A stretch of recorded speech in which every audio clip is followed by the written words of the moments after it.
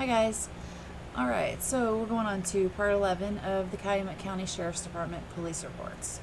And we're going to start off with an interview with John Dietering of Jody. On Sunday, November 6th, 2005, at 10:08 hours, I, Dietering, assisted Dennis Jacobs in interviewing Jody. I asked Stachowski of her whereabouts on October 31st, and she indicated that she had been in custody at the jail and had been so since August 15th, approximately. So I've heard that she was possibly rearrested, like released and then rearrested on October 30th. But I haven't seen that so far, and in this particular report, that's not what it says. So I'm just going to go by what this is saying right now, like I said, just to let you all know what's in here and where. She states that she speaks to Stephen Avery every night on the telephone, and she indicates every Tuesday she is released for AODA, and that Stephen Avery provides a ride to and from her AODA meetings. And I know that Casey has already made a video specifically about this interview, and I'm just starting here for the reason that my last video was getting long, and this was a good place to cut it off. But I'm going to go ahead and re-mention it again, that Jody's saying that Tuesday is the day of her meetings, not Monday. And on that stupid Nancy Grace video, or interview, she's saying, well, I wasn't released for my AODA meeting on that Monday, and I don't know why. And how she was feeling responsible, and if she would have been let out, then maybe Teresa would be alive, and all this boo-hoo stuff, right? Well, her meetings are on Tuesdays, so either she was lying there or she's lying here. Don't know, don't care. She's a liar. That's all. Just saying. Alrighty. No, why is my stuff all mixed up here? Alright, 112. Now, I don't know what I've done here, but I appear to, be missing a page or something. 112. I don't know.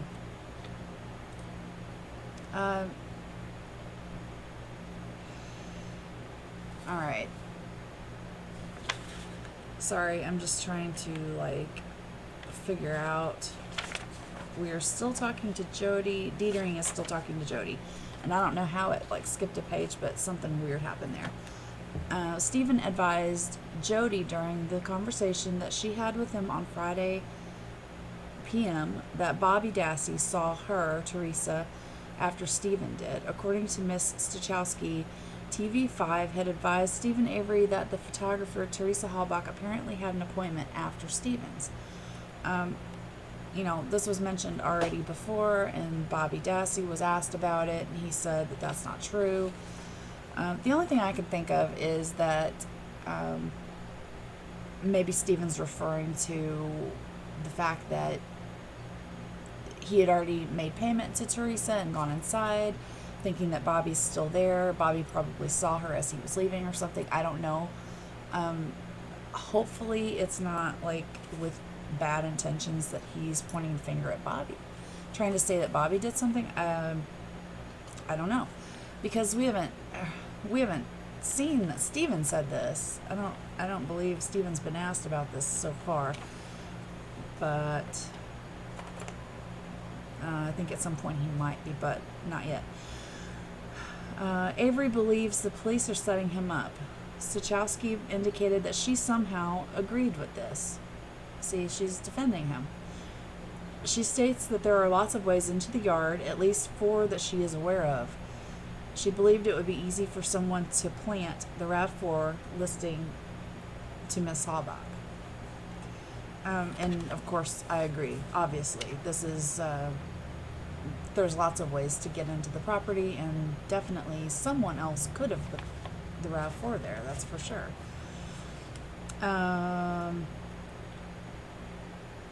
During a briefing, I had advised that there were handcuffs and leg restraints located within Stephen's residence. When I broached the subject with Ms. Stachowski, and her response was, "In our house? They must be new." She had a similar response regarding the leg restraints. She indicated last at the Avery Road address in mid-August. She indicated that duct tape in the bedroom might have come from her painting and masking the bedroom off. She stated that she had painted virtually the entire trailer since moving in. Like I said before, all that duct tape that Colburn was finding all over the place probably was from Jody painting and stuff. She did indicate that she and Stephen had discussed the possibility of using restraints during sex in the past. I think that's important because she is aware of this. Like, this is not something that just Stephen wants to do. She's willing to do these things, and they've spoken about it. Stachowski indicated the computer that is in Stephen's residence is connected to the internet, and there probably are pornographic images of Jody and Stephen contained on it. She states that these images are generated with a Kodak brand digital camera, which is kept close by the computer unless Stephen goes up north and takes the camera with him. And so I'm wondering if this is why they took Stephen's computer and digital camera. I mean, to me, it looks like they're just trying to show he's like obsessed with porn, because they're going through and they're taking his porn magazines, they're taking other random pornographic photos that he had printed out by his computer, things like that, just to, I guess, show that he had an unusually high sexual drive or something. But, you know, I know that Casey mentioned this as well. He was locked up for so long. He's got a woman. He's doing all this with her. You know, I don't see the problem if they do it 27 times a day if they want to. Who cares? They want to tie each other up and go at it. Who cares? It's their personal, private business. And I don't know why it should be involved in this case. Obviously, Jody has nothing to do with Teresa. And as I've said before,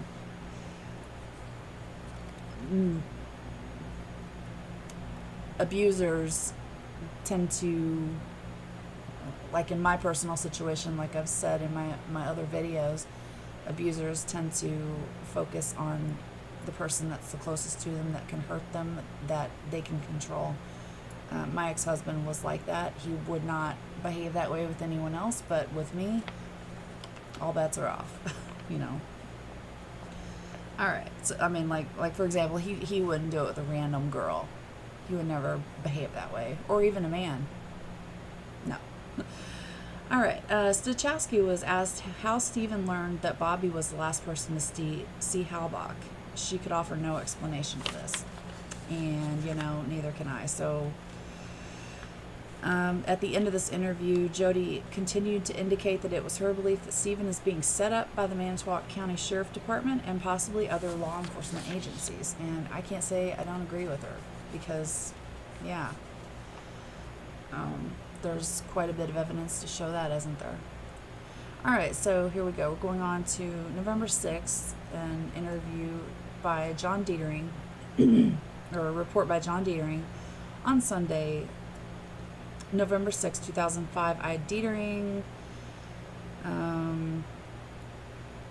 returned from his interview with Stachowski, was advised by Deputy Inspector Greg Shutter that he had developed information that a vehicle had been parked for several days in the area of Kruger Road and Twin Ridge Road, an area approximately 2 miles north of the Avery Auto Salvage. Shutter indicated he believed this might be something worthy of pursuit. And I wrote down some notes here. You know, was looked into. What was the vehicle? Did they find it? And all this stuff. And I believe it does come up later on that it was, that at least the people who reported this were spoken to. So, yes, we will get into that later. Alrighty, and here we are.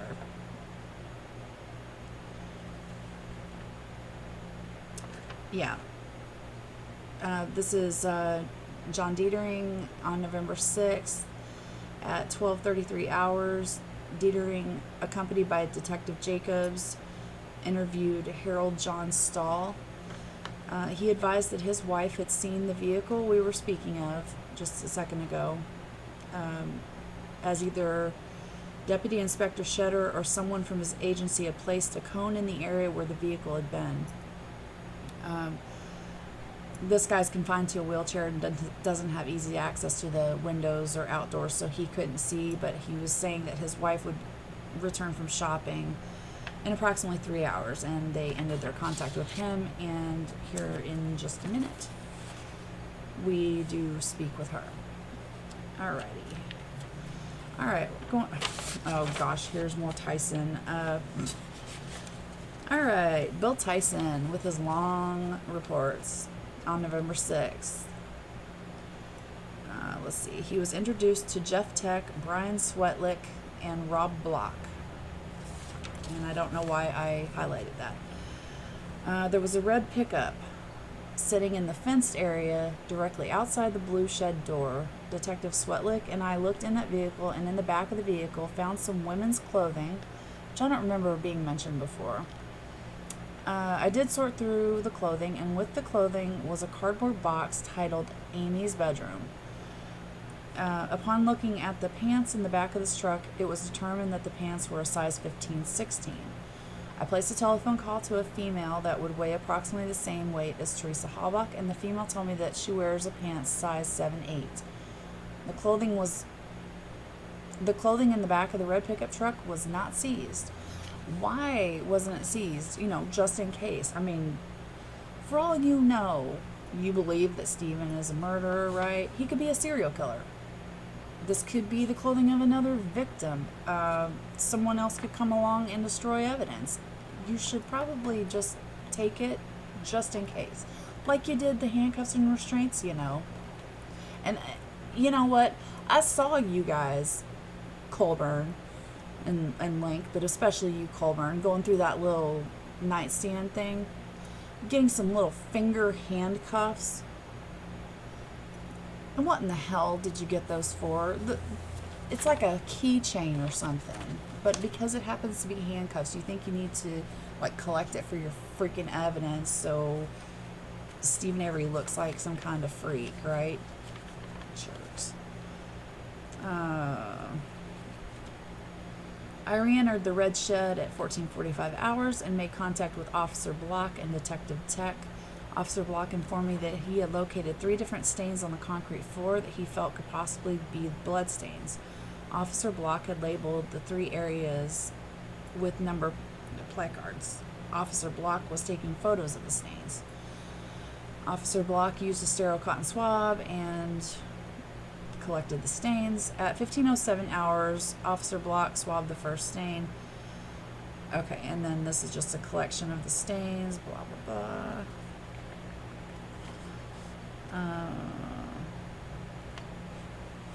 Alright, and I'm just going to give you this information in case anybody wants to know this stuff. Officer Block and Detective Tech then measured the location of the stains on the garage floor. Stain number 1 was located 73.5 inches from the rear bumper to the north. The stain was 13.5 inches to the east from the passenger side of the automobile. Hopefully you get that. Stain number 2 was 15.5 inches directly south of the rear bumper of the automobile. Stain number 3 was 150 inches south from the rear bumper of the parked automobile. Officer Block drew a diagram, labeled those measurements, and that diagram will be incorporated into this report. I don't see it. Detective Swetlick and I were in the north bedroom of the residence, and with the assistance of a blue light, were able to determine that there were stains on the bed sheets in that bedroom. The comforter and the blanket had hairs on them as well. Detective Swetlick and I collected the comforter and blanket at 16:30 hours.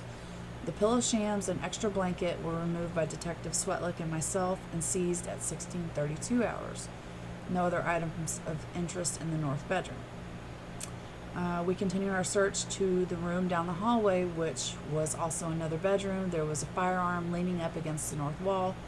With the assistance of a blue light, some stains on the bedding in that room as well. The top blanket was seized at 16:45 hours. The comforter, the under blanket, the sheet, the pillowcase, and mattress sheet were all collected. The firearm was identified as a 20 gauge single shot Harrington and Richardson firearm. Officer Block stated he lifted up a Tupperware container and found a kitchen knife that had reddish brown stains on it. Officer Block did seize that item and did photograph that item. The knife was a Farberware knife with an approximate 6-inch blade. The knife was placed in an evidence box and seized at 17:20 hours. All right, Mr. Colburn. I was approached by Sergeant Colburn from Manitowoc County Sheriff's Department and informed he had left the crime scene area to meet with a citizen at the Marable Caves Park. Sergeant Colburn reported that the citizen found a piece of what appeared to be woman's blue jeans and also found a plastic baggie containing a lubrication box. What? Sergeant Colburn stated he had the evidence bags and wished to turn them over to me. I did seize those items from Colburn, and those items were placed in my squad car. I informed Sergeant Colburn he should get me all the information on the citizen, who's this, and I would do an evidence sheet on that showing the exchange of custody. These are some really strange items to be found abandoned at a park. Some women's blue jeans, a plastic baggie containing a lubrication box. What the hell's a lubrication box? I don't know. Whatever. Really weird things to be found at a park. Just saying. Alright, so we're going to end this video. Going to go on to the next one here in just a couple minutes. And check out Clue TV. Thanks for watching.